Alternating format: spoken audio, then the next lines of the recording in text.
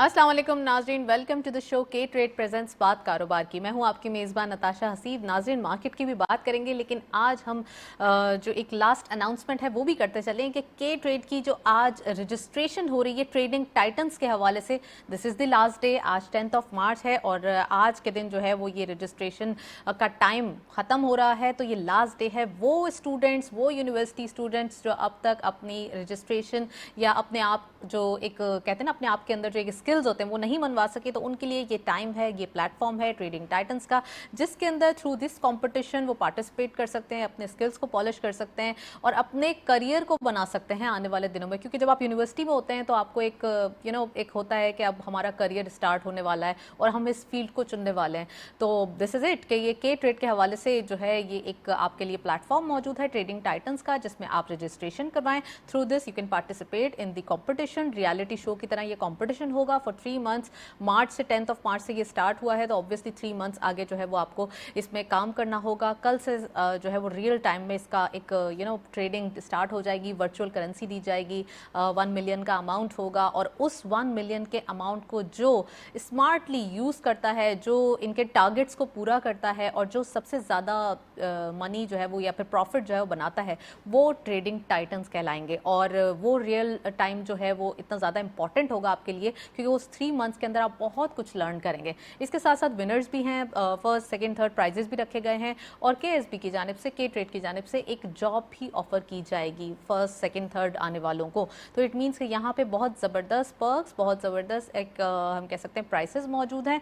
और साथ साथ यूनिवर्सिटी स्टूडेंट, खासकर बिजनेस या फाइनेंस से ताल्लुक़ रखने वाले नहीं बल्कि दीगर सब्जेक्ट से भी ताल्लुक़ रखने वाले स्टूडेंट्स पार्टिसिपेट कर सकते हैं। और तकरीबन 20 यूनिवर्सिटी से अभी तक फिनोमिनल रिस्पॉन्स आ रहा है।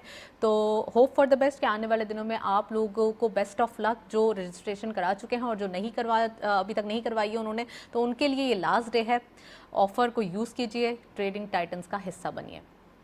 चलें जी, मार्केट के हवाले से बात करते हैं। पॉजिटिव मोमेंटम आज के दिन देखा गया। फाइनली एक बाउंस बैक मार्केट के अंदर पॉजिटिव जेस्चर देखा गया। इंट्राडे हाई में 848 पॉइंट्स का इंट्राडे हाई बनता है। एक positive momentum through out the day देखा जाता है। मार्केट में एक रिकवरी नोट देखा जाता है इंटरनेशनल मार्केट्स की तरह। हमारी मार्केट में भी शार्क रिकवरी और हम कह सकते हैं एक सेलिब्रेशन जो कल के दिन देखी गई थी, आज भी फर्दर कंटिन्यू हुई है। तो आज के दिन मार्केट में एक हम कह सकते हैं बाइंग अपॉर्चुनिटीज़ को भी ग्रैब किया गया और ख़ासकर वो स्क्रिप्ट्स जो काफ़ी हद तक काफ़ी अर्से से डिप्रेस दिखाई दे रहे थे, आज उनमें जो है वो एक एक्टिविटी देखी गई, पॉजिटिव मोमेंटम देखा गया। अगर हम इसे टॉप एडवांसर्स को देखें या फिर पेनी स्टॉक्स को भी देखें, all in all across the board आज कुछ ग्रीन परफॉर्मेंस देखी जाएगी। तो मार्केट परफॉर्मेंस देखते चलते हैं, फर्स्ट सेगमेंट की तरफ चलते हैं।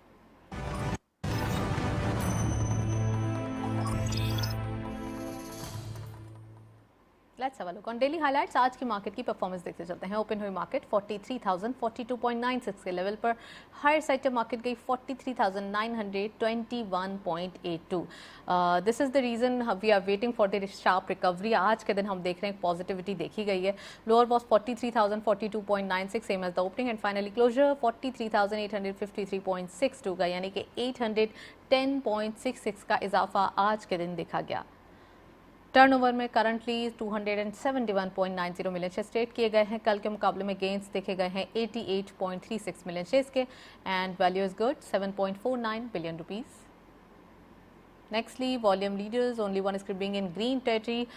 Pell right shares इस लिस्ट को लीड कर रहे हैं, 0.8 का डिक्लाइन, 2.52 पे क्लोजर, 35 मिलियन शेयर्स ट्रेड किए गए।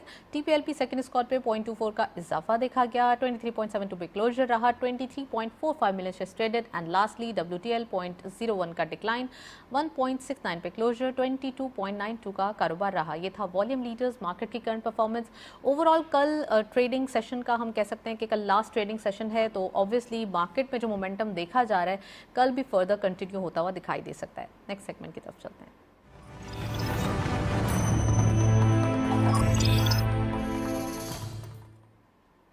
टॉपिक ऑफ द डे में आज हम बात करने वाले हैं सेविंग्स के हवाले से। Savings through mutual funds. Mutual funds की काफ़ी हद तक हम कह सकते हैं कि मार्केट में वेटेज देखी जाती है। जब म्यूचुअल फंड्स में बाइंग देखी जाती है तो मार्केट का मोमेंटम अपसाइड देखा जाता है, और इसी तरीके से जब सेलिंग प्रेशर आता है तो ये भी ये कहा जाता है कि आज म्यूचुअल फंड्स की सेलिंग देखी गई, जिसकी वजह से मार्केट में बहुत ज़्यादा एक डिजास्टर्स जो है वो पैनिक देखा गया। तो ये क्या सिचुएशन है, सेविंग्स कैसे हो सकती हैं और म्यूचुअल फंड्स का अमल दखल मार्केट के अंदर कितना है, तो आज हम डिटेल डिस्कशन करने वाले हैं। वी हैव एक्सक्लूसिव गेस्ट, उनको खुश खुशामदीद कहेंगे। आज हमारे साथ मौजूद हैं मोहम्मद शुएब साहब, आप CEO हैं अलमीज़ान इन्वेस्टमेंट के। अस्सलाम वालेकुम, welcome to the show. Thank you ji, thank you for having me here. Shoaib sahab, ये बताइए कि म्यूचुअल फंड्स की अगर बात की जाए, सबसे पहले एक अपने आप को इंट्रोड्यूस करवाइए और ये बताइए कि म्यूचुअल फंड्स होते क्या हैं। जी, मेरा नाम मोहम्मद शुएब है, मैं चीफ एग्जीक्यूटिव ऑफिसर हूँ अलमीज़ान इन्वेस्टमेंट्स का और मैं फाउंडर CEO हूँ। इस कंपनी का आगाज़ मैंने तकरीबन 1995 में, यानी आज से तकरीबन 25 साल पहले आगाज़ किया था इस कंपनी का। और अल्हम्दुलिल्लाह ये इस वक्त पाकिस्तान की सबसे बड़ी एसेट मैनेजमेंट कंपनी है और हम इस वक्त तकरीबन 200 अरब रुपए के फंड्स मैनेज कर रहे हैं on behalf of investors. Okay. और जहाँ तक आपने सवाल है म्यूचुअल फंड्स का, ये बड़ा सिंपल सा सवाल है। अनफॉर्चुनेटली बहुत ज़्यादा अवेयरनेस नहीं है लोगों की इसके बारे में अभी। लेकिन म्यूचुअल फंड एक तरीका है सेविंग करने का, एक सिस्टमेटिक तरीके से सेविंग करने का, एक डिसिप्लिन तरीके से सेविंग करने का। बहुत सारे लोग सेविंग करने के लिए अपने घर में पैसे सेव कर लेते हैं, कुछ लोग जो है वो लॉकर में रख लेते हैं, कुछ लोग डॉलर खरीद लेते हैं, कुछ लोग BC का सिस्टम करते हैं जो खासतौर पर ख़वातीन में बहुत मकबूल है, और कुछ लोग कहते हैं कि हम उसके डॉलर ख़रीद लें, कुछ लोग कहते हैं कि इसको स्टॉक मार्केट में लगा दें। तो म्यूचुअल फंड भी एक तरीका है सेविंग करने का, और इसमें तरीकाकार ये होता है कि आप एक मैनेजर अपॉइंट करते हैं, म्यूचुअल फंड मैनेजर जिसको कहते हैं, जो आपसे पैसे कलेक्ट करता है, बहुत सारे लोगों से पैसे कलेक्ट करता है, उसको एक जमा करके उसका एक पूल बनाता है और उसको फिर इन्वेस्ट करता है। अब सवाल आता है कि वो कहाँ इन्वेस्ट करता है म्यूचुअल फंड्स में। तो म्यूचुअल फंड की भी बहुत सारी कैटेगरीज होती हैं, बहुत सारी टाइप्स हैं। ये देखा जाता है कि ऐसी प्रोडक्ट्स लाई जाएं जो हर रिस्क और रिटर्न प्रोफाइल को मैच कर सकें। यानी कि बहुत सारे लोग हैं वो कहते हैं हमें बड़ी सेफ इन्वेस्टमेंट चाहिए, उनके लिए बड़े सेफ फंड होते हैं। It depends on the client कि उनका एपेटाइट कितना है। जी बिल्कुल। तो वो ये होता है कि वो देखा जाता है कस्टमर जब बताया, हमारे पास इस वक्त फॉर एग्जांपल अलमीज़ान के पास 19 फंड्स हैं। जब वो कस्टमर हमारे पास आता है कि मैं सेव करना चाह रहा हूँ, तो उससे कुछ सवाल पूछे जाते हैं कि भाई वो उसका रिस्क प्रोफाइल क्या है, कितना वो रिस्क लेने के लिए तैयार है, उसकी रिटर्न की रिक्वायरमेंट क्या है, उसकी एज क्या है, उसकी सेविंग हैबिट्स किस तरह की हैं, क्या उसके पास ये घर का खर्चा चलाने के लिए पैसा है, या ये पैसा उसके लिए कि अपने बच्चों की शादियों के लिए पैसा जमा कर रहा है आज वो, उसका मकसद क्या है। उस मकसद को देखते हुए उसको एडवाइस किया जाता है कि उसको कौन से म्यूचुअल फंड में इन्वेस्टमेंट करना है। और वो डिफरेंट म्यूचुअल फंड में, जैसे मैंने पहले कहा था थोड़ा सा, कि वो एक कुछ फंड होते हैं बड़े सेफ होते हैं। उसका मकसद ये होता है कि आपको एक हर महीने रेगुलर लगी बंदी आमदनी आती रहे। अच्छा। कुछ फंड ऐसे होते हैं जो हम कहते हैं कि स्टॉक मार्केट में इन्वेस्टमेंट करेंगे, जो स्टॉक मार्केट की तरह ऊपर और नीचे होते रहते हैं स्टॉक मार्केट के साथ। तो ये डिफरेंट फंड है। कुछ फंड गोल्ड फंड होते हैं, कुछ लोग कहते हैं हम गोल्ड जमा करना चाह रहे हैं, लेकिन हमारा गोल्ड इतना महंगा हो गया है कि आज हम एक दिन में 1 तोला जाके नहीं खरीद सकते, हम 5,000 रुपये निकाल सकते हैं हर महीने। तो वो 5-5 हज़ार रुपये उस फंड में इन्वेस्ट करते जाते हैं, उस तरह से उनकी गोल्ड की डेवलपमेंट हो जाती है। कुछ लोग कहते हैं कि मैं इन्वेस्टमेंट इसलिए करना चाह रहा हूँ कि अपने बच्चों की यूनिवर्सिटी में जब वो जाएंगे, आज मेरा बच्चा 6 साल का है, जब वो यूनिवर्सिटी में जाएगा तो मुझे काफ़ी बड़ी रकम दरकार होगी, तो मैं एक डिसिप्लिन तरीके से उसके लिए सेविंग करना चाहता हूँ। तो हम उसको एक प्लान बना के देते हैं कि तुमने इस तरह से सेविंग करना है, हर महीने तुमने इतने पैसे जमा करने हैं, हमें हमारे पास ला के दे हर महीने, उसको हम इन्वेस्ट करेंगे। एक तो आपकी वो सेविंग रहेगी और उसके ऊपर जो मुनाफा भी आएगा तो वो मिल के इंशाल्लाह एक टारगेट अमाउंट होता है कि 5 साल, 10 साल, 15 साल में वो एक अमाउंट तक पहुंच जाए। तो ये बहुत ही बुनियादी तरीके से मैं आपको समझाया है कि म्यूचुअल फंड्स क्या होते हैं। आई होप उन लोगों को भी समझ आ चुके होंगे जिनके जहन में बहुत सारे क्वेश्चंस होंगे कि म्यूचुअल फंड्स क्या होते हैं, म्यूचुअल फंड्स कैसे काम करते हैं। तो अभी फर्दर अगर आप प्रोग्राम देखेंगे तो आपको सारी ये जो एक न्यूज़ है या फिर जो मालूमात है, बेसिक मालूमात है, वो भी फराम की जाएगी। अच्छा शुएब साहब, म्यूचुअल फंड्स के हवाले से आपने तो ये बताया, लेकिन ये आपने कुछ जिक्र किया था स्टार्ट में, कैटेगोरिकली डिवाइड किया जाता है। जी जी। तो ये जो आपने कैटेगरीज बताई है बस यही है या और भी फर्दर कैटेगरीज? नहीं, बहुत सारी कैटेगरीज हैं। जैसे मैंने आपको बताया कि हमारे पास 18-19 फंड्स हैं, तो वो हर एक डिफरेंट कैटेगरी के डिफरेंट फंड्स हैं। एक कैटेगरी तो स्टॉक मार्केट फंड की मैंने बता दी, जहां वो ज्यादातर पैसा स्टॉक मार्केट में ही रखते हैं। फिर वो दूसरी एक कैटेगरी है जहां जिसको मनी मार्केट फंड सबसे ज्यादा सेफेस्ट कैटेगरी, सबसे सेफ इन्वेस्टमेंट जो है ना वो मनी मार्केट फंड है। और मनी मार्केट फंड जो है वो आप समझ लें कि बैंक डिपॉजिट, बैंक में पैसे रखने के बराबर है। जिस तरह आप बैंक में पैसे रखते हैं तो आपको ये बात पता होती है कि बैंक में जो आपका जो प्रिंसिपल अमाउंट है, जो आपने अगर 1 लाख रुपए बैंक में रखें तो वो सेफ है, उसमें नफा आपको नहीं पता होता कि कितना आएगा, थोड़ा आएगा, ज्यादा आएगा, ज्यादातर बैंक में बहुत कम आता है। अच्छा, मनी मार्केट फंड भी वही प्रोडक्ट है कि हम पैसे को बहुत सेफ इन्वेस्टमेंट में डालते हैं, तो आपका प्रिंसिपल अमाउंट मोर और लेस सेफ ही होता है, क्योंकि वो ज्यादातर हम बैंकों में ही प्लेस करते हैं। जब एक इन्वेस्टर, आम आदमी बैंक में जाके 1 लाख रुपए डिपॉजिट करता है तो जाहिर है उसको बहुत कम रिटर्न मिलता है, लेकिन जब हम जाके 10 अरब रुपए बैंक में डिपॉजिट करते हैं तो हमें बहुत ज्यादा रिटर्न मिलता है बैंक से। तो हम वो रिटर्न जो है बेसिकली जो यूनिट होल्डर्स हैं उनको दे देते हैं। हमारी एक छोटी सी फीस होती है, हम हर साल वो फीस डिडक्ट करते हैं अपनी, और इसके अलावा जितना मुनाफा होता है वो सारे यूनिट होल्डर्स जो होते हैं उनमें डिस्ट्रीब्यूट हो जाता है। अच्छा, एक नॉमिनल सा अमाउंट अगर एक बंदा आपको देता है पर मंथ, जी, और एक होता है ना बेसिक क्वेश्चंस जो हैं उसी जी, के जी। मैं बिहाफ पे कर रही हूँ, जी, जी। तो जो एक नॉमिनल सा अमाउंट है एक पर्सन आपको दे रहा है पर ईयर, आप अपनी फीस भी डिडक्ट कर रहे हैं, फिर भी वो पैसे बना लेगा? जी बिल्कुल बना लेगा, क्योंकि इस वक्त देखें, इस वक्त ये इसका ताल्लुक होता है कि मुल्क में इस वक्त सेविंग के रेट या डिपॉजिट के रेट क्या चल रहे हैं। आप जैसे अभी आपने शायद आज हमने देखा है कि मनी मार्केट में रेट्स ऊपर गए हैं आज, तकरीबन इस वक्त 10% से ऊपर मनी मार्केट रेट चल रहे हैं। पॉलिसी रेट जो स्टेट बैंक है वो 9.75 पे है इस वक्त। तो मनी मार्केट फंड जो होता है वो मोर और लेस पॉलिसी रेट के आसपास आपको रिटर्न दे रहा होता है, यानी कि 9-9.5% रिटर्न दे रहा होता है इस वक्त। Right. इसमें ये होता है कि आपने 1 लाख रुपए रखे, उसमें आपको तकरीबन साल के 9-9.5% रिटर्न मिल जाएगा। उसमें हमारी फीस बहुत ही छोटी होती है, क्योंकि मनी मार्केट फंड बड़ी सिंपल प्रोडक्ट है। हम उसमें से शायद 20 बेसिस पॉइंट या ये समझ लें कि 0.2% जो है वो फी डिडक्ट कर लेते हैं, और बाकी जो 9.5% का रिटर्न है वो इन्वेस्टर को मिल जाता है उसमें। इन्वेस्टर भी हैप्पी और आप भी जी हैप्पी। बिल्कुल बिल्कुल। राइट। तो अच्छा, ये एक एक तो सिस्टमेटिक आपने तरीके से सेव कर बिल्कुल, सकता है आदमी इसमें। एक तो आपने बताया कि एक तो ये मनी मार्केट वाला, जी। सेकंड आपने बताया कि स्टॉक मार्केट जी, वाला, जी। बाकी के और कौन से मेजर आप बाकी इसके समझते अलावा हैं? जैसे मैंने आपको बताया गोल्ड फंड है, हाँ। गोल्ड फंड में इन्वेस्ट कर सकते। इसके अलावा फिर हमारे इनकम फंड होते हैं। इनकम फंड ऐसे होते हैं जो मनी मार्केट की तरह बहुत ज़्यादा सेफ नहीं होते, लेकिन काफ़ी हद तक सेफ होते हैं। फॉर एग्जांपल हमारा एक फंड है सुकूक फंड, गवर्नमेंट सिक्योरिटीज़ जी। फंड, जो गवर्नमेंट सिक्योरिटीज़ में इन्वेस्ट करता है। तो अगेन वो भी बड़ा सेफ इन्वेस्टमेंट है, उसमें थोड़ा रिटर्न जो मनी मार्केट के मुकाबले में थोड़ा बेहतर होता है। सिमिलरली फिर हमारे डिफरेंट प्लान्स हैं, जैसे मैंने आपको बताया कि एजुकेशन प्लान है। अगर आप बच्चों के एजुकेशन के लिए सेव करना चाहते हैं तो आप उसके लिए कर सकते हैं। अगर आप इवन आप हज करना चाहते हैं, तो आप कहते हैं कि मैं अगले साल हज करने जाना अच्छा। चाहता हूँ, तो हज प्लान है। तो हम बताते हैं कि आज आपने कितनी इन्वेस्टमेंट करनी है ताकि अगले साल तक आप उस अमाउंट तक पहुँच सकें कि आप हज पे जा सकें। इस तरीके से हाउस प्लान है, अगर मैं अपना घर बनाना चाहता हूँ आज से 10 साल बाद। इस तरह के डिफरेंट प्लान्स है, डिफरेंट प्रोडक्ट्स हैं। ये प्रोडक्ट जब डेवलप की जाती हैं तो इसी बात को मद्देनजर रखा जाता है कि इन्वेस्टर्स की डिमांड क्या है। तो इसी हवाले से डिफरेंट प्रोडक्ट्स हैं हमारी। जी बिल्कुल। एग्जैक्टली, प्रोडक्ट्स पे भी बात करेंगे। अभी हम चलते हैं ब्रेक की जानिब, स्टे ट्यून्ड।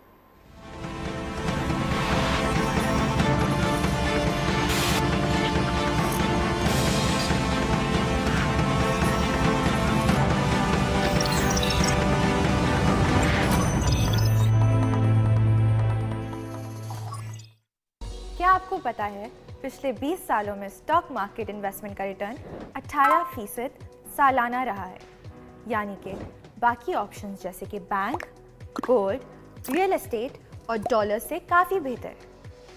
अब आप KSB की K-Trade ऐप से घर बैठे डायरेक्ट इन्वेस्टमेंट कर सकते हैं। अकाउंट ओपन करने के लिए www.ksb.com पर जाएं और ओपन अकाउंट पर क्लिक करें। ऑनलाइन फॉर्म में डिटेल्स जैसे कि नाम, एड्रेस, ईमेल और KYC डॉक्यूमेंट्स जैसे कि NIC की कॉपी, प्रूफ ऑफ फंड्स और बैंक स्टेटमेंट अपलोड करें। अब बस K-Trade अकाउंट में पैसे ट्रांसफ़र करें और स्टॉक मार्केट में पाकिस्तान की बेस्ट कंपनीज में बआसानी इन्वेस्ट करें। K-Trade, अब इन्वेस्टमेंट करे हर कोई।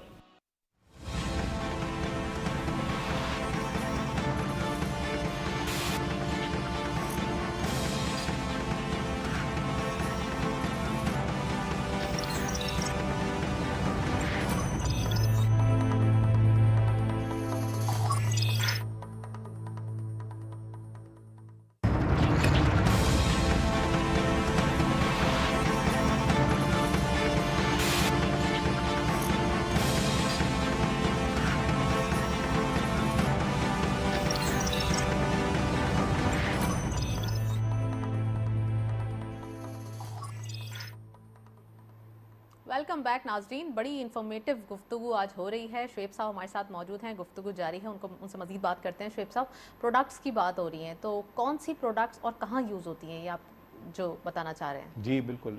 उसमें यही होता है कि हम सबसे पहले इन्वेस्टर से पूछते हैं कि आपकी क्या रिक्वायरमेंट्स है, आप क्यों इन्वेस्ट करना चाह रहे हैं, उसका मकसद क्या है। उस मकसद के हिसाब से हम प्रोडक्ट उसको बताते हैं कि कौन सी जगह पे इन्वेस्ट की जाए। फिर वो हर प्रोडक्ट जो है ना वो डिफरेंट जगह इन्वेस्टमेंट करती है, क्योंकि पैसा तो वही है।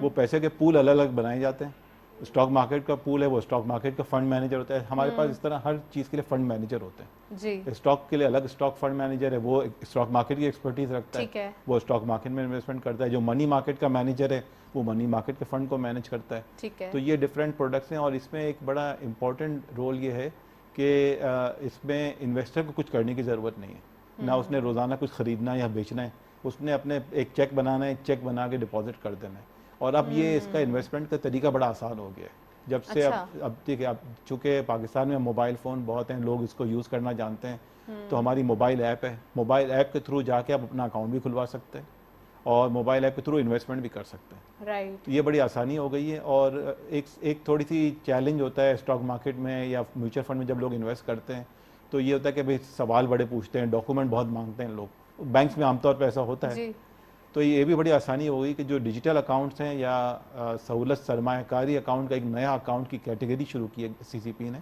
जो हमने भी लॉन्च की हुई है। उसमें ये है कि आप सिर्फ अपना आपको सिर्फ CNIC जमा कराना है। आप अपनी That's आप अपनी 10 लाख रुपए तक का अकाउंट खोल सकते हैं और उसमें 10 लाख में मैक्सिमम कह रहा हूँ, आप अपना अकाउंट 5,000 रुपए से खोल सकते हैं और किसी भी वक्त आप 1,000 रुपए भी इन्वेस्ट कर सकते हैं। तो ये एक प्रोडक्ट है ऐसे लोगों के लिए जो बहुत थोड़ा अमाउंट भी सेव करना चाहें, उनके लिए बड़ी अच्छी प्रोडक्ट है। और हमारे शो में कोई आप कह सकते हैं ना कि बस सिर्फ आपको सेविंग के तरीकेकार बताए जा रहे हैं कि बस आपको पैसा जमा करना है क्योंकि वो आपके काम आएगा। जी बिल्कुल। और बहुत मुश्किल से जो है वो पैसे जमा किए जाते हैं क्योंकि वो होता है ना, खर्च करना बहुत आसान है और जमा करना बहुत मुश्किल है। आपने प्रोडक्ट्स की बात की, आपने कैटेगोरिकली डिवाइड किया, फेवरेट कैटेगरी आपकी कौन सी है अगर देखा जाए, या फिर हम कह सकते हैं ना कम टाइम में ज़्यादा पैसे कौन सी कैटेगरी से बनते हैं? देखें, मैं एक जुमला में कहता हूँ लोगों को, आमतौर पे अपने इन्वेस्टर को, हाँ। कि जहाँ रिस्क है, इंग्लिश वाला RISK रिस्क है, वहाँ रिस्क है, ठीक वहाँ है, रोजी है, ठीक है ना। तो आप जितना risk and risk, ji they go together, और इसी Okay. तरह risk and return also go together. ठीक तो आप है। जैसी प्रोडक्ट अगर हम बात करेंगे कम वक्त में ज़्यादा रिटर्न मिल जाए, वो थोड़ा मुश्किल काम है। आप जितना ज़्यादा रिस्क लेंगे उतने ज़्यादा रिटर्न मिलने के चांसेस ज़्यादा, लेकिन फिर लॉस के चांसेस भी नहीं ज़्यादा होते हैं। ठीक है, तो हम अपने इन्वेस्टर को जो बहुत, मैं आपका कुछ बुनियादी सवालात पूछते हैं, एक सवाल ज़रूर पूछते हैं कि आप कितने अरसे के लिए इन्वेस्टमेंट करना चाह रहे हैं। अगर कोई इन्वेस्टर हमें कहता है कि मैं 3 साल के लिए पैसे को एलोकेट करना चाह रहा हूँ, तब हम उसको कहते हैं कि आप स्टॉक मार्केट फंड में जाएं, क्योंकि स्टॉक मार्केट एक वॉलेटाइल प्रोडक्ट है, वॉलेटाइल है, उसमें अप्स एंड डाउन बहुत होते हैं, बहुत जल्दी रिटर्न बन भी जाता है, 3 साल बहुत जल्दी चले भी और बहुत जाते हैं। जल्दी चला भी जाता है। तो इसलिए हम 3 साल कहते हैं, इसका मतलब ये नहीं है कि वो 3 साल तक पैसे नहीं निकाल सकता। एक अच्छी बेनिफिट म्यूचुअल फंड प्रोडक्ट का ये है कि आप किसी दिन भी पैसे डालें और जब आप चाहें 2 दिन बाद चाहें तब भी निकाल लें पैसे, कोई पाबंदी नहीं है कि आपने 6 महीने साल रखना ही रखना है। एक और बड़ा परसेप्शन है कि स्टॉक मार्केट में आने से आपके फिंगर बर्न हो जाते हैं, तो जी, जी। ये हम कह सकते हैं कि ये हमारे लिए एक बेनिफिट है या ये हमारे लिए एक बड़ी ही अच्छी चीज़ मौजूद है कि फंड मैनेजर के थ्रू आप जब इन्वेस्टमेंट करते हैं तो आपको इश्यूज नहीं होते, जो आप खुद से इन्वेस्टमेंट करें तो हो सकते हैं। जी देखें, आप जब स्टॉक मार्केट की इन्वेस्टमेंट को मैं कहता हूँ कि आप किसी कारोबार में शिरकत कर रहे हैं, ठीक है, अब आप ये सोच लें कि अगर आपने कोई नया कारोबार शुरू करना है तो उसके लिए आपको बहुत रिसर्च करनी पड़ती है। ऐसा नहीं हो सकता कि मेरा दिल चाहा आज मैंने कारोबार शुरू कर दिया, कल कारोबार बंद कर दिया, ये पॉसिबल नहीं है। उसके ऊपर, कारोबार के ऊपर एक्सपीरियंस या एक्सपर्टीज की ज़रूरत होती है।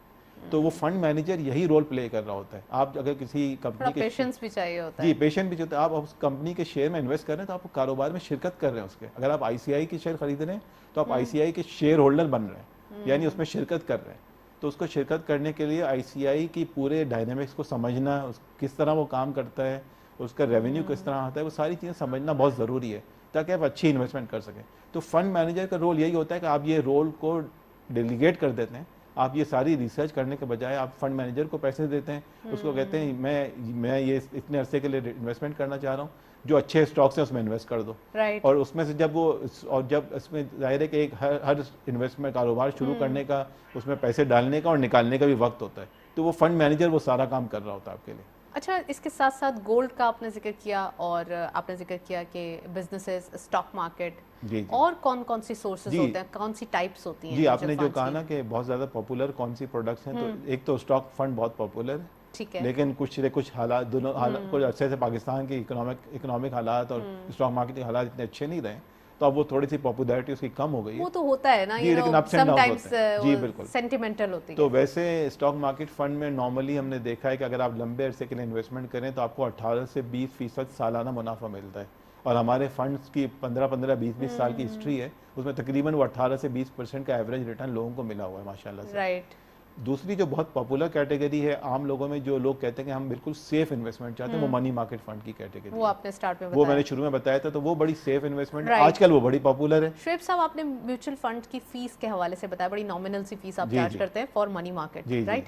लेकिन बाकी और सबसे हाईएस्ट फीस किसकी होती है और सबसे लोएस्ट तो ऑब्वियसली आपने बता दिया है, तो जी। कितनी ज़्यादा फीसेस होती हैं आपकी? देखें, जो स्टॉक फंड है उसमें फ़ी जो है वो मैक्सिमम 2% तक होती है अच्छा, सालाना। ओके। तो ये रेंज है, यानी कि बेसिकली जीरो तो फ़ी नहीं हो सकती, ज़ाहिर है कुछ ना कुछ तो फ़ी चार्ज करेगा फंड मैनेजर। ऑब्वियसली तो वो काम कर रहा है, जी तकीन हो बिल्कुल। गए। तो स्टॉक मार्केट फंड में चूंकि बहुत ज़्यादा एफर्ट की ज़रूरत होती है, बहुत ज़्यादा टाइम की ज़रूरत होती है, तो वहाँ भी फ़ीस, और ये फ़ीस जो है ये SECP जो हमारा रेगुलेटर है वो डिटरमिन करता है कि मैक्सिमम हम क्या फ़ीस चार्ज कर सकते हैं। ठीक ऐसा है। नहीं है कि कोई भी फंड जो है अपनी मर्जी से कोई फ़ीस चार्ज कर देगा, उस पर एक लिमिट है कि मैक्सिमम इतना चार्ज कर सकते अच्छा, हैं। ये तो आपने बताई सारी बातें, जिसमें कुछ इंटरेस्ट के ऊपर भी मनी मार्केट की बात हो रही, तो जी, ऑब्वियसली जी। इंटरेस्ट बेस्ड जो है वो काम दिखाई देता है। जी। बीइंग इन मुस्लिम कंट्री जी, कैसे जी। मैनेज करते हैं? इस्लामिक फंड्स की कितनी वैल्यू है और जी, जी। काम पाकिस्तान में किस फंड में ज़्यादा हो रहा है? ये आपने बड़ा अच्छा सवाल किया है। एक्चुअली जो मुझे पहले आपको बताना भी चाहिए था कि अल्हम्दुलिल्लाह Al Meezan was the invest pioneer in launching the Islamic funds in Pakistan. या तो उस ज़माने में पाकिस्तान में कोई इस्लामिक फ़ंड नहीं थे, हमने इसका आगाज़ किया क्योंकि हमने रियलाइज़ किया कि एक मुस्लिम कंट्री है जहाँ 96% मुस्लिम पॉपुलेशन है, तो बहुत सारे लोग सेव क्यों नहीं करते। जब हमने रिसर्च की तो पता चला कि ये इसलिए सेव नहीं करते कि वो इंटरेस्ट में नहीं पैसे डालना चाहते, और जब इंटरेस्ट किसी चीज़ में आ जाता है वहाँ वो पैसे इन्वेस्ट नहीं करते, इसीलिए बहुत सारे लोग बैंक अकाउंट भी नहीं खोलते थे उस ज़माने में। तो फिर उसके बाद हमने अल-मीज़ान इन्वेस्टमेंट को लॉन्च किया और मीज़ान बैंक को लॉन्च किया, जो हमारे ग्रुप का, हमारी पेरेंट कंपनी है। तो इसके बाद इस्लामिक फ़ंड में पैसा आना शुरू हो गया, और अब अल्हम्दुलिल्लाह ये हमने ऑब्वियसली बहुत छोटे स्केल पे शुरू किया था।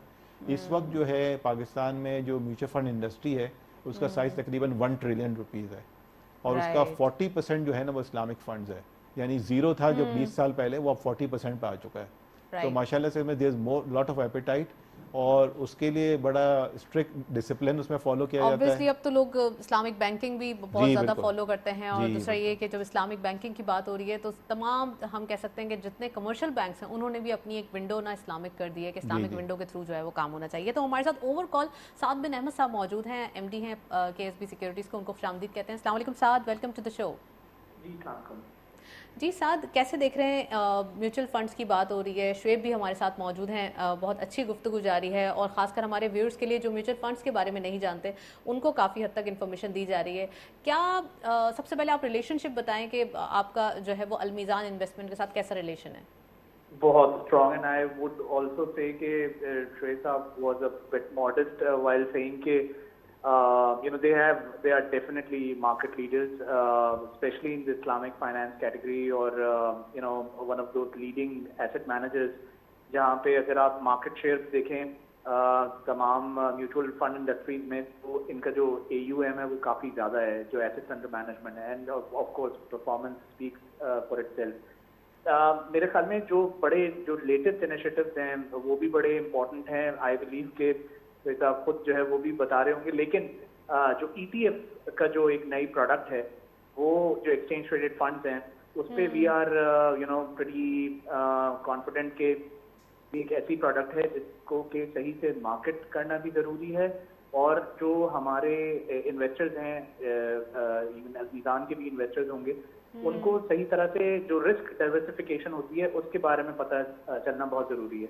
मीज़ान ने भी अपना ETF एक लॉन्च किया है, and it is working very well, लेकिन बात यही है कि यहाँ पे शायद ज़रूरत है कि जिसमें हम समझते हैं कि टेक्नोलॉजी सेक्टर जिस तरह से प्रिवेल कर रही है, जिस तरह पाकिस्तान की GDP में इसका इतना बड़ी कंट्रीब्यूशन है सर्विसेज साइड में, वो अब आहिस्ता आहिस्ता हमारी स्टॉक एक्सचेंज में भी रिफ्लेक्ट होती जा रही है, और जो लिस्टेड कंपनीज हैं उनकी प्रॉफिटेबिलिटी भी नज़र आ रही है। इसी तरह से ज़रूरत है कि एक्सचेंज ट्रेडेड फंड जो टेक सेक्टर के हों वो भी वहाँ पर इंट्रोड्यूस हों, and I am pretty confident कि काफ़ी सारे जो म्यूचुअल फंड्स हैं वो इस तरफ सोच रहे हैं, और वहाँ पर आपको पता है कि KSB काफ़ी एक अपना एक रोल ये इस तरह से प्ले कर रहा है कि उसके अंदर मार्केट मेकिंग का रोल हो या उसकी मार्केटिंग हो टुवर्ड्स द इंडस्ट्री, वो उसमें हम एक बहुत इंपॉर्टेंट रोल प्ले करना चाहते हैं। राइट चलें जी, शुएब यहाँ मौजूद हैं, तो साथ आप भी हमारे साथ मौजूद रहिएगा, उनसे भी बात करते हैं। शुएब, ईटीएफ्स के बारे में बताइए कि आपने कौन सा प्रोडक्ट लॉन्च किया है? जी, हमने जैसे साद ने अभी बताया कि मीज़ान ईटीएफ है हमारा, first among the first ETF in Pakistan launch किया। ये थोड़ी सी प्रोडक्ट म्यूचुअल फंड से डिफरेंट है। अच्छा। बहुत सिमिलर ही है, लेकिन थोड़ी सी उसमें डिफरेंसेस होते हैं। तो म्यूचुअल फंड प्रोडक्ट में ये होता है कि आप एक ब्रॉड बेस मार्केट में इन्वेस्टमेंट की जाती है। अच्छा। जब ईटीएफ आप लॉन्च करते हैं तो उसके बास्केट बना देते हैं, आप कहते हैं कि ये 10 कंपनीज हैं, इसमें हम इन्वेस्टमेंट करेंगे। ठीक है। तो इन्वेस्टर को पता होता है वो, और इस तरह के बहुत सारे ईटीएफ दुनिया में, ईटीएफ जो है ना वो एक समझ लें एक नेचुरल प्रोग्रेशन है म्यूचुअल फंड के बाद। दुनिया ज़ाहिर है हम दुनिया से बहुत पीछे ही चलते हैं, दुनिया बहुत आगे जा रही है, तो म्यूचुअल फंड बहुत पॉपुलर थे, अब सारी दुनिया में ईटीएफ बहुत पॉपुलर हो चुके हैं और बहुत ज़्यादा इंशाल्लाह हमारे पास भी पाकिस्तान में पॉपुलर हो जाएंगे। तो ईटीएफ में आप डिफरेंट बास्केट बनाते हैं, वो कहते हैं कि भाई ये प्रोडक्ट हैं, इसमें हम इन्वेस्टमेंट करेंगे। और उस बास्केट को अगर मैं समझता हूँ कि फॉर एग्जांपल एक टेक्नोलॉजी की बास्केट है, जैसे साथ ने कहा मैं टेक्नोलॉजी पे ईटीएफ लॉन्च कर दूँ, मैं बैंक्स के ईटीएफ लॉन्च कर दूँ। अगर कोई आदमी सिर्फ बैंक्स में इन्वेस्टमेंट करना चाह रहा है तो वो बैंक के ईटीएफ में कर देगा, कोई टेक्नोलॉजी में करना चाह रहा है तो ईटीएफ टेक्नोलॉजी में कर देगा। और दूसरा उसका बड़ा एडवांटेज ये होता है कि उसके फिर मार्केटिंग जो है ना वो ब्रोकर्स भी कर रहे होते हैं। तो इस वक्त म्यूचुअल फंड्स की मार्केटिंग हम ज़्यादातर हम खुद ही कर रहे होते हैं या बैंक्स कर रहे होते हैं हमारे, लेकिन ईटीएफ के ब्रोकर्स भी मार्केट कर रहे होते हैं, क्योंकि ईटीएफ की मार्केट मेकिंग जो है ना वो नॉर्मली ब्रोकर्स करते हैं सारी दुनिया में। तो चूंकि ब्रोकर्स की भी रीच काफ़ी होती है, तो एक नई प्रोडक्ट है, एक डाइवर्सिफिकेशन है। और अभी पाकिस्तान में बहुत लो स्केल पे है, लेकिन आई एम प्रीटी श्योर कि जिस तरह मैंने आपसे अभी बता रहा था कि इस्लामिक फंड जब हमने शुरू किया था तो लोग कहते थे ये कैसे चलेंगे, कब तक चलेंगे, माशाल्लाह now they are the leading in the market. ETF भी इंशाल्लाह बहुत जल्द मैं समझता हूँ कि पाकिस्तान मार्केट में पेनिट्रेट कर जाएंगे। राइट साथ ये तो बड़ी एक अच्छी ऑफर हो गई, या हम कह सकते हैं बड़ी इजी एक्सेस हो गई कि मार्केट के अंदर लोगों को पता नहीं होता कि कहाँ इन्वेस्टमेंट की जाए, और वो ऑल्दो वो ये भी नहीं चाहते कि डेली बेसिस पे वो ब्रोकर्स को या फिर किसी एजेंट को जो है वो फ़ोन कर करके पूछते रहें। तो ये ईटीएफ उनके लिए एक सेफ इन्वेस्टमेंट नहीं हो जाएगी कि इसकी एक एक्स प्राइस जो है वो कर दी जाती है फिक्स, और कहा जाता है कि ईटीएफ इसको ऐसे बाय किया जाए। तो दिस इज़ राइट कि ये बहुत ज़्यादा अच्छी ऑफर होगी ईटीएफ, और पाकिस्तान की मार्केट इसको ज़्यादा जल्दी एक्सेप्ट कर लेगी। एब्सोल्युटली, ये बिल्कुल सही कहा। और जिस तरह के एक पायनियरिंग रोल रहा है मीज़ान का मेरे ख्याल में ओवरऑल इस्लामिक इंडस्ट्री के अंदर एसेट मैनेजमेंट में, इसी तरह से इस प्रोडक्ट के अंदर भी एक बड़ा लीडिंग रोल जो है वहाँ पे प्ले किया जा सकता है। ये आपने बिल्कुल सही कहा कि जो हमारे मैसेज हैं उनका जो फाइनेंशियल लिटरेसी है मेरे ख्याल में वो और कम है as compare to the general literacy. तो जिसकी वजह से ये बहुत ज़्यादा इम्पोर्टेंट बात होती है कि इनको अगर हम ये रिस्क डिवर्सिफिकेशन टूल्स जो हैं वो बताएं या इस तरह के एवेन्यूज बताएं, जहाँ पर के होता भी यही है कि जो ये इन्वेस्ट कर रहे होते हैं रिटेल इन्वेस्टर्स, वो एक सर्टेन टाइम पीरियड के लिए कर रहे होते हैं, तो वो रोजाना उसको ट्रेड नहीं करते। ईटीएफ आपको एक बड़ी अच्छी अपॉर्चुनिटी देता है कि आपने एक एंट्री ली और आप एक महीने के बाद या उसको एक साल के बाद, 6 महीने के बाद, 2 साल के बाद अगर आप उसको ऑफलोड करेंगे तो आपके पास उसके अंदर काफी अच्छे जो कैपिटल गेन्स हैं वो भी इसमें बन रहे होंगे। तो यू आर एब्सोल्युटली राइट, यहाँ पे मार्केटिंग की खास तौर पे जरूरत है। अच्छा, जैसे कि शुएब साहब ने लॉन्च किया मीज़ान इन्वेस्टमेंट के हवाले से एक प्रोडक्ट ईटीएफ लॉन्च कर दिया, सपोज उसके अंदर कोई 8 या 10 जो है वो स्क्रिप्ट्स मौजूद हैं, तो वो एक ही सेक्टर से बिलोंग करेंगे या उसमें कोई शफल भी हो सकती है, डिफरेंट सेक्टर की भी बास्केट बन सकती है, क्या प्रोबेबली होगा? अब तो अगर आप तो द थिंग इज कि देखिए इसमें डिफरेंट ये होते हैं। अगर तो आप एक यानी एक किसी सेक्टर के ऊपर भी बेस कर सकते हैं, और कुछ जैसे म्यूचुअल फंड इस वक्त कंसिडर कर रहे हैं या लॉन्च कर दिया है, उसमें मोमेंटम इंडिकेटर्स भी हैं। तो मोमेंटम फैक्टर फंड्स भी आ रहे हैं जिसमें फॉर एग्जांपल आप डायरेक्शन के ऊपर आइडेंटिफाई करते हैं। तो it can be a mix of different stocks, different sectors as well, लेकिन उसकी जो इन्वेस्टमेंट थीम है या फिलॉसफी है उसको आपने डिफाइन कर दिया है, किसी और पिवट पॉइंट उसका बना लिए, बजाय इसके कि वो सेक्टर होता। नॉर्मली जो है वो सेक्टर स्पेसिफिक होते हैं, जैसे श्री साहब ने बताया कि बैंक्स के लिए भी होते हैं, उसके अलावा आप बैंक्स के अलावा फाइनेंशियल सर्विसेज के ऊपर कर सकते हैं, या सीमेंट कंपनीज के ऊपर कर सकते हैं। तो एक वो थीम होती है जिसमें कि रिस्क डिवर्सिफिकेशन, आपको जो डिवर्सिफिकेशन ये हो रही है कि आप एक सीमेंट सेक्टर के अंदर लकी सीमेंट का अगर फॉर एग्जांपल स्टॉक लेते, तो वो आप एक स्टॉक ले रहे होते और उसके ऊपर एक अगर उसको कोई हिट पड़ती तो आपको वो सस्टेन करनी होती। लेकिन अगर आप एक basket of stocks cement sector के ले सकते हैं तो उसमें क्या हो रहा है कि आपको उतना इम्पैक्ट नहीं आ रहा। अब वो प्राइस अगर ऊपर जा रही है तो यस ये बात सही है कि बहुत ज्यादा इम्पैक्ट वहां पे भी नहीं आ रहा, लेकिन एटलीस्ट आपका जो रिस्क है वो डाइवर्सिफाई हुआ है, वो आपको 10 स्टॉक्स में इन्वेस्ट नहीं करना। चलें होल्ड ऑन साथ मैं श्वेब से भी यही पूछना चाहूंगी। श्वेब साहब, ETF के अंदर जो अभी आपने लॉन्च किए प्रोडक्ट, एक्चुअली उसके अंदर कौन कौन से स्क्रिप्ट शामिल हैं या फिर कौन से सेक्टर से बिलोंग करते हैं वो? जी, इसके ऊपर हमने काफ़ी उसके ऊपर रिसर्च की थी और काफ़ी काम किया था, कुछ बैक टेस्टिंग की थी। तो हमने आइडेंटिफाई की थी 10 कंपनीज जो हम समझते थे कि जिनका पोटेंशियल अच्छा है। तो हमने कुछ कंपनीज रखी हैं जो बड़ी सेफ प्ले समझी जाती है, डॉलर हेज है जिसको कहते हैं डॉलर हेज, क्योंकि हम देख रहे थे कि डॉलर भी ज़ाहिर बढ़ता है पाकिस्तान करेंसी के मुकाबले में वैल्यू में। तो ऑयल एंड गैस सेक्टर की फॉर एग्जांपल हमने 2 कंपनीज उसमें रखी हैं, तो वो डॉलर हेज वहाँ से प्रोवाइड करता है। दूसरा, पाकिस्तान एक बहुत बड़ा कंज्यूमर मार्केट है। कंज्यूमर मार्केट से जैसे अभी बात सीमेंट की कर रहे थे साथ कि भाई सीमेंट सेक्टर जो है उसमें बड़ी वाइब्रेंसी है, बिकॉज काफ़ी कंस्ट्रक्शन के लिए काफ़ी इंसेंटिव गवर्नमेंट देती है। तो कुछ कंपनीज हमने उसमें सीमेंट की रखी हैं। फिर इस तरीके से कुछ कंपनीज हमने ऐसी रखी हैं जिसको हमने कहा कि डिविडेंड यील्ड में सबसे अच्छी कंपनीज कौन सी हैं, तो हमने 2 कंपनीज वहाँ से आइडेंटिफाई की हैं। तो इस तरह से हमने एक अच्छी बास्केट बनाई है और अल्हम्दुलिल्लाह जो ETF अभी तक आए हैं, अल्हम्दुलिल्लाह हमारा ETF सबसे ज़्यादा ट्रेड होता है मार्केट में, सबसे ज़्यादा उसमें टर्नओवर है, साइज़ भी उसका अच्छा है। तो इस तरह से अभी हमने एक आगाज किया और भी हम इसके ऊपर ETF लॉन्च करेंगे। ब्रांच ऑफ म्यूचुअल फंड की ये भी एक काइंड ऑफ म्यूचुअल फंड की तरह ही ट्रेड हो रहा है। बिल्कुल इसी तरह होता है, बिल्कुल इसी तरह होता है। तो इसका जो एक हम कह सकते हैं कि फी चार्जेस है या फिर इसकी ट्रेडिंग चार्जेस है वो कितनी होंगी नॉर्मल? अच्छा, उसमें ये होता है कि जो हम एक दफ़ा ETF के यूनिट्स इशू कर देते हैं, इसके बाद उसकी जो बाइंग एंड सेलिंग होती है ना वो मार्केट मेकर कर रहा होता है जो कि ब्रोकर्स होते हैं। तो उसमें ये नहीं होता कि हम उसमें हर दफ़ा इन्वेस्टर को हमारे पास आना है पैसे लेने के लिए, वो उसको मार्केट में बाई और सेल कर सकता है। फीस ETF की बहुत कम होती है, अगेन हमारी भी बहुत ही नॉमिनल सी फीस है उसमें। और क्योंकि ये एक ऑब्जेक्टिव ETF का ये भी होता है कि इन्वेस्टर के ऊपर मिनिमम खर्चा डाला जाए, तो ये ऑब्जेक्ट। और हमें इसमें एक दफ़ा हम जब ETF की यूनिट इशू कर देते हैं तो हमें रोज़ाना उसकी बाइंग एंड सेलिंग नहीं करनी पड़ती, तो फंड मैनेजर का काम भी कम हो जाता है उसमें। राइट।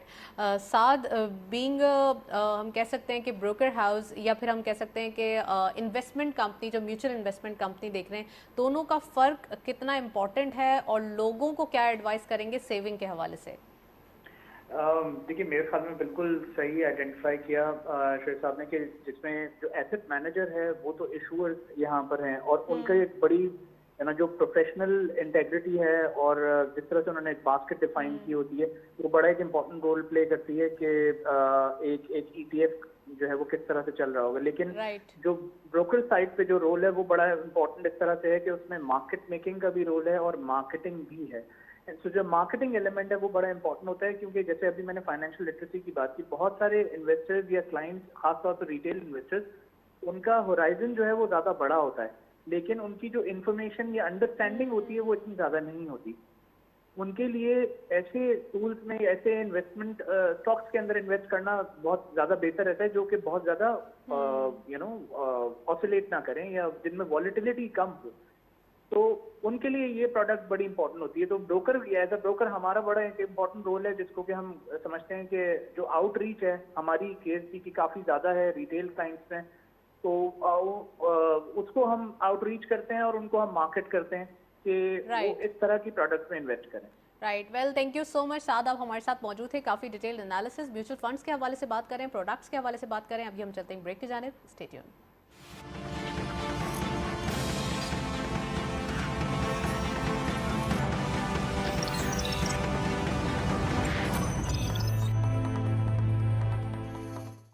क्या आपको पता है पिछले 20 सालों में स्टॉक मार्केट इन्वेस्टमेंट का रिटर्न 18% सालाना रहा है, यानी कि बाकी ऑप्शंस जैसे कि बैंक, गोल्ड, रियल एस्टेट और डॉलर से काफ़ी बेहतर।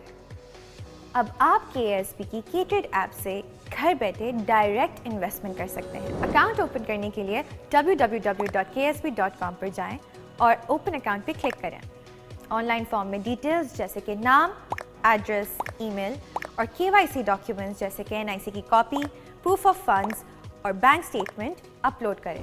अब बस K-Trade अकाउंट में पैसे ट्रांसफ़र करें और स्टॉक मार्केट में पाकिस्तान की बेस्ट कंपनीज में बआसानी इन्वेस्ट करें। K-Trade, अब इन्वेस्टमेंट करे हर कोई।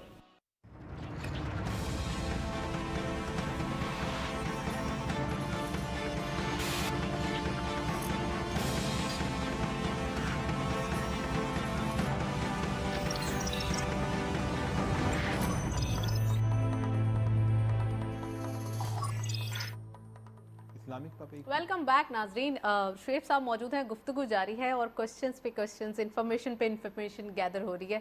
शुएब साहब, अब बात हो रही है रोशन डिजिटल अकाउंट की, तो जो ओवरसीज पाकिस्तानीज हैं उनको क्या बेनिफिट हो और ख़ासकर वो म्यूचुअल फंड्स में कैसे इन्वेस्टमेंट कर सकते हैं?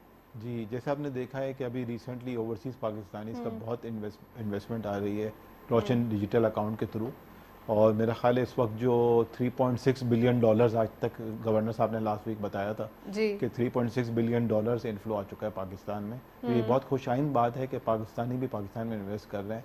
अच्छा, अब ये रोशन डिजिटल अकाउंट है क्या चीज़? एक्चुअली ये पैसा लाने का तरीका है।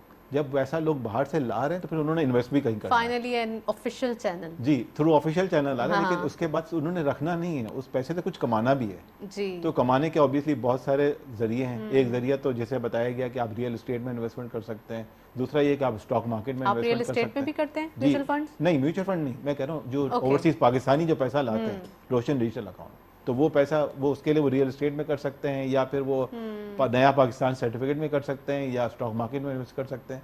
एक जो एक में गैप था पहले, वो ये था कि वो म्यूचुअल फंड में इन्वेस्टमेंट नहीं कर सकते थे। अच्छा। तो इनिशियली जब ये प्रोडक्ट लॉन्च हुई थी, लेकिन सब्सिक्वेंटली हमने काम किया स्टेट बैंक के साथ और एससीसीपी के साथ, तो अब वो म्यूचुअल फंड में भी इन्वेस्टमेंट कर सकते हैं। और ये बड़ी अच्छा तरीका है कि वो on a paperless basis, on a digital basis ना सिर्फ पैसा पाकिस्तान ला सकते हैं, बल्कि थ्रू म्यूचुअल फंड भी इन्वेस्ट कर सकते हैं। क्योंकि एक आम आदमी जो है ना, जाहिर है उसके लिए म्यूचुअल स्टॉक मार्केट को समझना मुश्किल है, और अगर जी। एक मुल्क से बाहर बैठा हुआ है तो उसके लिए और भी ज़्यादा मुश्किल है। अच्छा, किस किस्म के इंसेंटिव दिए जा रहे हैं, खासकर जैसे हम जिक्र कर रहे थे कि ओवरसीज पाकिस्तानीज जी, को जी। कोई टैक्स हॉलीडेज या कोई ऐसी पर्क्स या कोई ऐसे इंसेंटिव जिससे वो एक अट्रैक्ट हो जाए कि हाँ भाई हमें म्यूचुअल फंड्स की तरफ जाना है, क्योंकि ऑल्दो आपने कहा कि ये अभी स्टार्ट हुआ है। जी जी जी, जहाँ तक दो कैटेगरीज है ना, एक ओवरसीज पाकिस्तानी और एक डोमेस्टिक पाकिस्तानी है जो हम लोग हैं यहाँ पे। तो ओवरसीज पाकिस्तानी के लिए तो एक जो ओवरऑल टैक्स रेट है वो एक स्टेट बैंक ने या एफबीआर ने फिक्स कर दिया, 10% टैक्स रेट है उनके ठीक ऊपर। है। तो ऐसा नहीं है कि उनके ऊपर जिस तरह कैपिटल गेन टैक्स के हायर रेट्स हैं पाकिस्तान में, तो उनके लिए एक स्पेशल रेट है कि 10% ही उनको लगेगा फुल एंड फाइनल, और उनको फाइलर होने की भी ज़रूरत नहीं है। बिल्कुल। लेकिन जहाँ तक पाकिस्तान में सेविंग का रेट है वो बहुत ही कम है। अगर आप देखें दुनिया के मुख्तलिफ ममालिक से, पाकिस्तान में इस वक्त जो सेविंग का रेट है वो 16% है। अगर हम अपने आप को कंपेयर करें इंडिया से, तो वहाँ 31% है। अगर हम बांग्लादेश से कंपेयर करें तो 34% है। तो हमारे यहाँ सेविंग बहुत कम है, और उस सेविंग को बढ़ाने की बहुत ज़रूरत है। उसको बढ़ाने के लिए गवर्नमेंट ने बहुत इंसेंटिव दिए हैं कि अगर आप म्यूचुअल फंड्स के थ्रू इन्वेस्टमेंट करते हैं तो आपको टैक्स ब्रैकेट, टैक्स हॉलीडे मिलता है, उसमें कुछ टैक्स बेनिफिट मिलता है। अच्छा। और उसका बड़ा सिंपल तरीकाकार है कि आप अगर आप अपनी आमदनी का 20% तक, सालाना आमदनी का 20% तक म्यूचुअल फंड में इन्वेस्टमेंट करें, तो उस 20% के ऊपर कोई टैक्स डिडक्शन नहीं होगी। इसका बड़ा सिंपल तरीका है कि अगर आप फॉर एग्जांपल साल के 10 लाख रुपए कमाते हैं, तो 10 लाख रुपए पे अगर 15% टैक्स रेट है तो 1.5 लाख रुपए आपका टैक्स कट जाएगा। बिल्कुल। आपकी जेब में 8.5 लाख रुपए गिरेंगे। लेकिन अगर आपने उस 10 लाख में से 20% यानी कि 2 लाख रुपए म्यूचुअल फंड में इन्वेस्टमेंट कर दिए, और उनको 2 साल तक आपने इन्वेस्टमेंट रखी उस इन्वेस्टमेंट को, तो जब आपने जिस साल आपने इन्वेस्टमेंट की है 2 लाख रुपए की, उसके ऊपर आपको वो 15% टैक्स नहीं कटेगा। तो बेसिकली 30,000 रुपए की आपकी टैक्स बचत हो गई इसमें। तो जितनी ज़्यादा किसी आदमी की आमदनी है, उतना ज़्यादा वो टैक्स सेव कर सकता है थ्रू म्यूचुअल फंड। ये उस रिटर्न के अलावा है जो उसको म्यूचुअल फंड की इन्वेस्टमेंट के ऊपर जो प्रॉफिट मिलेगा। तो एक बहुत बड़ा एडवांटेज है, जिसकी वजह से मैं समझता हूँ कि पाकिस्तानियों को चाहिए, हम सबको चाहिए कि एक पर्टिकुलर अमाउंट ज़रूर अपनी आमदनी का 20% फ्यूचर के लिए सेव करें, और उसको म्यूचुअल फंड के थ्रू सेविंग सेव तो करें। होनी चाहिए, जी, एज बिल्कुल। We have said already before. जी, बिल्कुल। अच्छा शुएब साहब, आपने सारी चीज़ें, हमने देखा कि ये अच्छी अच्छी चीज़ें बता रहे हैं, कोई ड्रॉबैक या कोई ऐसी नेगेटिव चीज़ जो आप समझते हैं कि ये मसला हो सकता है, क्या ऐसा कुछ है म्यूचुअल फंड्स के हवाले से आप समझते हैं? म्यूचुअल फंड के हवाले से मेरा नहीं ख्याल है कि कोई डिसएडवांटेज है, क्योंकि अगर आप सेव करना चाह रहे हैं तो मैं समझता हूँ कि सबसे बेहतरीन तरीका यही है म्यूचुअल फंड। ऐसा तो नहीं कि commission commission commission mutual fund की तरफ से कोई डिटेक्ट होता रहे और बाद में उतना ही अमाउंट रह जाए जितना सेव किया था स्टार्ट जी में, ऐसा तो नहीं, कुछ ऐसा नहीं नहीं है? होता। जैसे मैंने आपको बताया कि जब हम अपने इन्वेस्टर को ऑन बोर्ड करते हैं तो उसको बताते हैं कि इस फंड की सालाना फीस क्या है। जैसे मैंने आपको मनी कोई मार्केट हिडन चार्जेस नहीं है, कोई हिडन कोने में लिख देते हैं ना प्रोडक्ट के नीचे कि ये हिडन कोई हिडन चार्जेस नहीं है, बल्कि एक और बड़ा एडवांटेज है कि जैसे मैंने बताया हमारी 18-19 प्रोडक्ट्स हैं। अब आप एक प्रोडक्ट से दूसरे प्रोडक्ट में जाना चाहें, पैसे ले जाना चाहें, उसके ऊपर भी कोई चार्जेस नहीं है, जिसको कन्वर्जन कहते हैं। वाओ। तो ये बड़ा एडवांटेज है। जिस तरह नॉर्मली अगर आप स्टॉक मार्केट में जाते हैं, एक शेयर खरीदा तो उस पर फिर आप कमीशन पे करते हैं, फिर उसको बेचते हैं, फिर कमीशन पे करते हैं, फिर नया दूसरा शेयर खरीदा उस पर फिर कमीशन देना पड़ता है। तो म्यूचुअल फंड में ये एडवांटेज है कि अगर आप हमारे पास अलमीज़ान में ही पैसे रख रहे हैं, एक फंड से आपने दूसरे फंड में फिर आपको पैसे ले डिविडेंड मिलता है, उसमें से भी टैक्स डिडक्ट होता है। डिविडेंड पे तो जी टैक्स डिडक्ट होता है बिल्कुल। तो ये बिल्कुल। बड़ा एडवांटेज है, बड़ा आसान किया हुआ है, इसमें हमने कोशिश की हुई है। और जैसे मैंने बताया कि हमने हमारी मोबाइल ऐप है, मोबाइल ऐप के थ्रू आप पेपरलेस 24/7। अच्छा, एक बहुत बड़ा और भी एडवांटेज है कि आप डेली बेसिस पे आपको अपडेट मिलता है। आपको ये रोजाना बेसिस पे आपको पता चल जाता है कि कल आपकी जो वैल्यू क्या थी, आज क्या वैल्यू, जिस तरह स्टॉक मार्केट में पता चल जाता है। ओके। तो डेली बेसिस पे आपके, अगर आपने 1 लाख इन्वेस्टमेंट किए हैं तो आज उसकी क्या वैल्यू है, आज शाम को 6:30 बजे आपको पता चल जाएगा कि उसकी आज वैल्यू क्या है। अच्छा, अगर कल हमने 1 लाख इन्वेस्टमेंट जी, किए बिल्कुल। थे, तो सपोज अगर मार्केट डाउन हो जाती है, अगर स्टॉक मार्केट के हवाले जी। से बात कर रहे हो, तो उसमें तो फिर आप इतना ही अमाउंट देते होंगे, तो लोगों का क्या रिएक्शन आता है? कल तो हमने 1 लाख दिए, आज आपने ये बोल दिया कि 75 रह गए या जी 80 रह नहीं, वो गए। 75 तो नहीं होती, 25% हाँ। तो नहीं होता, लेकिन लेकिन जाहिर फिर भी है- सपोज जी थोड़ा बहुत ऊपर नीचे होता है। तो वो देखें, इसीलिए हम उन लोगों को स्टॉक मार्केट के फंड में इन्वेस्टमेंट करवाते हैं जो एक लॉन्ग टर्म बेसिस पे देखते हैं। उसके ऊपर मैं Okay. नॉर्मली लोगों को एक बड़ी सिंपल सी बात कहता हूँ कि जब आप जाके कोई प्लॉट खरीदते हैं, हाँ, तो आपने आज प्लॉट खरीद लिया, अब ऐसा नहीं होता कि रोज ब्रोकर से जाके उसके प्राइस पूछे आज कितने रह कि गए, आज कितने हो कितना गए। रेट है, हाँ। और रोज परेशान हो, अपना और ब्लड प्रेशर सालों बढ़ाएं। रखते हैं लोग, जी, 20, ब्लड प्रेशर 25, बढ़ाएं 25 अपना। साल। बिल्कुल। रोज आप पूछते रहेंगे तो आपको ना आपकी वेल्थ में ना इजाफा होगा ना कमी होगा, सिर्फ अच्छा, ब्लड किस प्रेशर में तरह के इजाफा लोग होगा। आते हैं और कौन से तबके से ताल्लुक होता है, कौन किस सेक्टर से, यानी जी कि बिल्कुल। जैसे कि इसमें- मैंने बताया। जी, हमारे पास जो आमतौर पे इन्वेस्टर जो आता है, उसकी अगर आप देखें डेमोग्राफिक्स के लिहाज से देखेंगे तो तकरीबन 40 to 50 ईयर्स की एज की ज़्यादातर इन्वेस्टमेंट करते हैं, क्योंकि अच्छा। जो कि हमारे लिए मेरे ख्याल में बहुत हेल्दी नहीं है फॉर एन इकोनॉमी। हमारे यहाँ लोगों को 25 से 30 साल की उम्र में इन्वेस्टमेंट शुरू करनी चाहिए, क्योंकि बात यह है कि आपने अपनी 60 साल के आपने तो या कहा अंदर- पाकिस्तान में हर चीज देर से आती है। जी, लेकिन अब हम कोशिश कर रहे हैं, कि यंग लोगों को भी इन्वेस्टमेंट के लिए लाएं। राइट। यूनिवर्सिटी के लोगों के पास जाते हैं, यूनिवर्सिटी के स्टूडेंट्स के पास जाते हैं, उनको लाइक हम यू हैव सेशन सीन देते हैं। दैट, ये जो ट्रेडिंग टाइटन्स जी, के बिल्कुल। ट्रेड ने ये शुरू बहुत किया अच्छा है, आइडिया है। कितना अच्छा आइडिया जी, है बिल्कुल। यूनिवर्सिटी स्टूडेंट्स जी, को बिल्कुल। मोटिवेट करने के लिए जी, कि बिल्कुल। आप आएं और स्किल्स पॉलिश करें। तो ये इस तरह की चीज़ें सबको करने की ज़रूरत है, ब्रोकर्स को भी करने की ज़रूरत है, म्यूचुअल फंड्स को भी करने की ज़रूरत है, ताकि लोगों में एक सेविंग हैबिट एक यंगर एज के साथ डेवलप हो। जब आप देखें, एक कहते हैं दी पावर ऑफ कंपाउंडिंग, और उसको मैं बड़ी सिंपल लैंग्वेज में कहूँ ना कि अगर आपने 1 लाख रुपए आप सेव करना शुरू करें हर साल, तो अगर आपने 10 साल तक सेव किए तो ये 10 लाख रुपए सेव किए, ठीक ठीक है। लेकिन उसके बाद 10 साल का प्रॉफिट भी आ जाएगा। लेकिन ठीक। अगर आपने 1-1 लाख करके सेव करना शुरू किया और 25 साल तक सेव किया, तो उसकी कंपाउंडिंग बहुत ज़्यादा होगी, बहुत ज़्यादा हो बहुत ज़्यादा जाएगी, वेल्थ बिल्कुल। बढ़ जाती है आपकी। तो ये बड़ा इंपॉर्टेंट है कि एक यंगर एज से लोग पीरियडिकली सेव करें, क्योंकि हमारे हम देखते हैं कि रिटायरमेंट के बाद लोग बड़े परेशान होते हैं, और उसके लिए भी हमारी एक प्रोडक्ट है। बाय द वे, जो आपने प्रोडक्ट्स का पूछा था, जी, जो जी, मैं पहले प्लीज बताने बताइए, भूल गया, प्लीज बताइए। एक हमारी प्रोडक्ट है रिटायरमेंट के लिए, जिसको जी। पेंशन फंड कहते हैं। उसका नाम ही मीज़ान तहफ़्फ़ुज़ पेंशन फंड है, जो आपकी रिटायरमेंट में आपको तहफ़्फ़ुज़ प्रोवाइड है। करता है।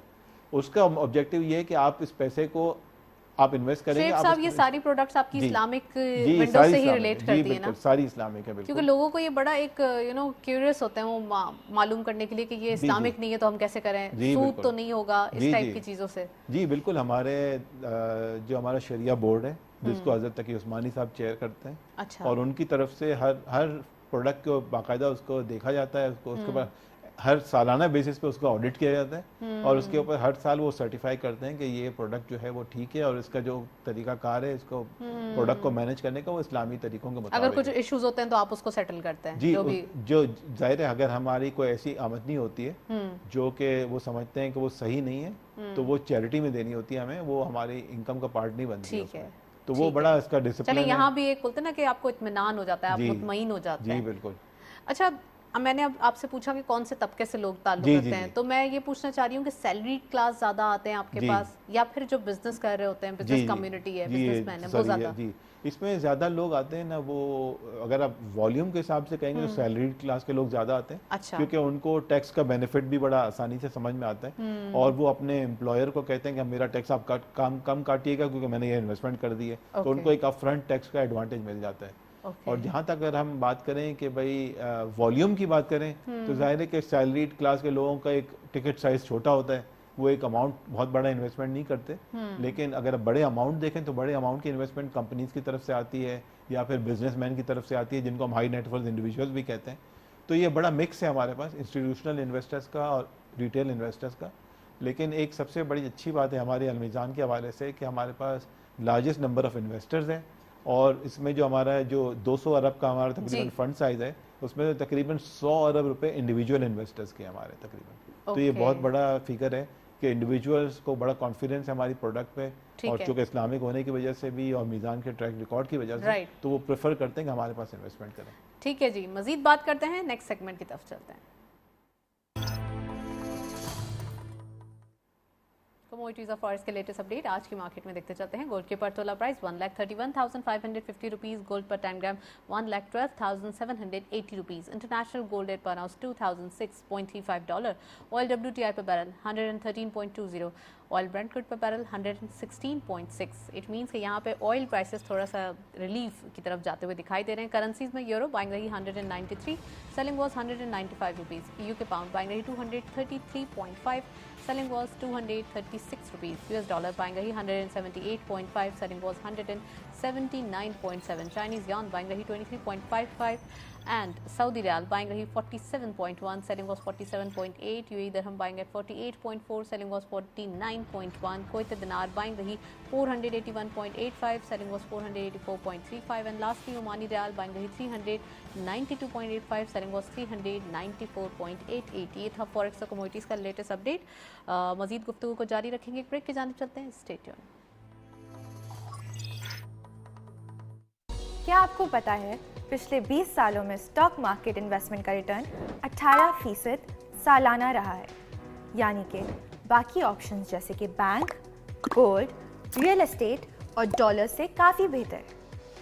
अब आप KSB की K-Trade ऐप से घर बैठे डायरेक्ट इन्वेस्टमेंट कर सकते हैं। अकाउंट ओपन करने के लिए www.ksb.com पर जाएं और ओपन अकाउंट पे क्लिक करें। ऑनलाइन फॉर्म में डिटेल्स जैसे कि नाम, एड्रेस, ईमेल और KYC डॉक्यूमेंट्स जैसे कि NIC की कॉपी, प्रूफ ऑफ फंड्स और बैंक स्टेटमेंट अपलोड करें। अब बस K-Trade अकाउंट में पैसे ट्रांसफ़र करें और स्टॉक मार्केट में पाकिस्तान की बेस्ट कंपनीज में बआसानी इन्वेस्ट करें। K-Trade, अब इन्वेस्टमेंट करे हर कोई।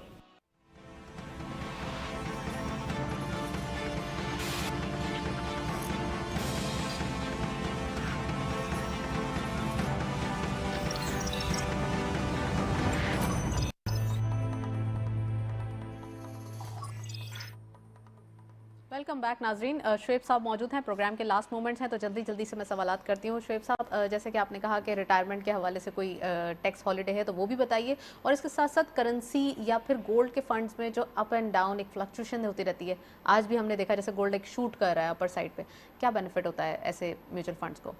जी, जहाँ तक पेंशन फंड का ताल्लुक है, उसमें एक बहुत बड़ा एडवांटेज है टैक्स का, जो मैंने आपको बताना चाह रहा था। एक तो मैंने आपको बताया कि जैसे 20% आप म्यूचुअल फंड में इन्वेस्टमेंट करें तो वहाँ से आप अपनी सेविंग कर सकते हैं, अपना टैक्स लायबिलिटी 20% से कम कर सकते हैं। ये सेम एडवांटेज पेंशन फंड में इसके अलावा है। अच्छा। तो अगर आप वहाँ पेंशन फंड में इन्वेस्टमेंट करें 20% ऑफ योर टैक्सेबल इनकम, तो आप टोटल अपना टैक्स का 40% की कटौती कर सकते हैं। यानी अगर आपका 1 लाख रुपए टैक्स बनता था तो वो 60,000 रह जाएगा, 40,000 रुपये आपके बच जाएंगे इसमें। तो ये बड़ा एडवांटेज। अच्छा, दूसरा बहुत बड़ा एडवांटेज, अभी आपने डिविडेंड इनकम और कैपिटल गेन का जिक्र किया था कि ये भी डिडक्ट होता है। पेंशन फंड में ना आपका कैपिटल गेन डिडक्ट होता है, ना डिविडेंड इनकम सारे हर तरह का टैक्स बेनिफिट गवर्नमेंट ने दिया हुआ है, क्योंकि गवर्नमेंट चाहती है कि लोग लॉन्ग टर्म के लिए सेव करें। तो ये सारे एडवांटेज हैं टैक्स के पर्सपेक्टिव से। ये पूरी एक डिबेट है, लंबा एक प्रोग्राम है, उसके ऊपर चाहिए हमारी वेबसाइट पर जाके लोग उसको देख सकते हैं। Future of mutual funds, last question क्योंकि टाइम बहुत शॉर्ट है। देखिए, म्यूचुअल फंड का पाकिस्तान में बहुत ही अच्छा फ्यूचर है और उसमें बहुत हमें मेहनत करने की ज़रूरत है। इस वक्त पाकिस्तान में टोटल 4 लाख लोग हैं इन्वेस्टर्स म्यूचुअल फंड में। अगर आप इंडिया में देखें 118 मिलियन है। आप सोच लें कि कितना बड़ा पोटेंशियल है। और इस वक्त पाकिस्तान में जो बैंक अकाउंट होल्डर्स हैं वो तकरीबन 64 मिलियन है। तो उन 64 मिलियन लोगों में से जो बैंक अकाउंट रखते हैं सिर्फ 4 लाख म्यूचुअल फंड में इन्वेस्ट करते हैं। ये हमारी कोताही है कि हमने लोगों तक अवेयरनेस क्रिएट नहीं की। सर, टैक्स भी बहुत कम लोग देते हैं, इसी तरीके से बैंक अकाउंट तो सब रखते हैं, फिर वो एक लॉन्ग डिबेट हो जाएगी। Well, thank you so much Shoaib साहब, आप हमारे साथ मौजूद है, काफ़ी डिटेल एनालिसिस। आज हमने म्यूचुअल फंड के हवाले से बहुत न्यू चीज़ें जानी है जो आज से पहले आई होप कि अभी किसी को पता नहीं होंगी, लेकिन आज के बाद ऑब्वियसली पता होंगी। और दूसरी बात यह कि जब इन्वेस्टमेंट पॉइंट ऑफ व्यू से बात है तो सेविंग करना ज़रूरी है। ये हमारी कोताही है कि हम सेविंग नहीं करते, तो हमारे पास बहुत सारे ऑप्शंस मौजूद हैं। छोटे छोटे अमाउंट से सेविंग करना स्टार्ट करें, लेकिन खुदारा सेविंग करना स्टार्ट करें। और दूसरी बात ये कि जो हमारे न्यू कमर्स हैं या फिर कह सकते हैं ना यूथ है, न्यू जनरेशन है, उनको सेविंग करने की आदत ज़रूर होनी चाहिए, क्योंकि रिटायरमेंट फ़ंड या ये तमाम जो एक एडवांटेजेस हैं इनको अभी हमें जो है थोड़ा सा ग्रैब करना चाहिए, जाने नहीं देना चाहिए। चलें जी, प्रोग्राम में जाते जाते लास्ट में बताती चलूँ, आज ट्रेडिंग टाइटन्स का लास्ट डे है। रजिस्ट्रेशन जिन्होंने अभी तक नहीं करवाई है यूनिवर्सिटी स्टूडेंट्स ने, this is the last day. आज के दिन के बाद आपको मौका नहीं मिलेगा, तो आप जल्दी से अपनी रजिस्ट्रेशन करवाएं, ट्रेडिंग टाइटन्स का हिस्सा बनिए, क्योंकि ये इस टाइप की ऑफर्स हैं जिससे मोटिवेट किया जा रहा है, ना सिर्फ बल्कि अवेयरनेस दी जा रही है उन स्टूडेंट्स को जिनको कुछ नहीं पता, लेकिन क्या पता वो आगे चल के एक ट्रेडिंग टाइटन ही बन जाए। तो रजिस्टर योरसेल्फ और आकर जो ये ट्रेडिंग टाइटन्स के पर्क्स हैं या ट्रेडिंग टाइटन्स के जो इनामात हैं उनका भी हिस्सा बनिए, और इस ट्रेडिंग टाइटन को विन करने के बाद KSB के ट्रेड की टीम का हिस्सा बनिए। तो ये तो हुई के ट्रेड के हवाले से और ट्रेडिंग टाइटन्स के हवाले से बात। होप कि आप लोगों को समझ में आ गया होगा म्यूचुअल फंड जो आज हमने बताने की कोशिश की है। That's all. प्रोग्राम को वाइंड अप करते हैं, इजाज़त दीजिए, अल्लाह हाफ़िज़।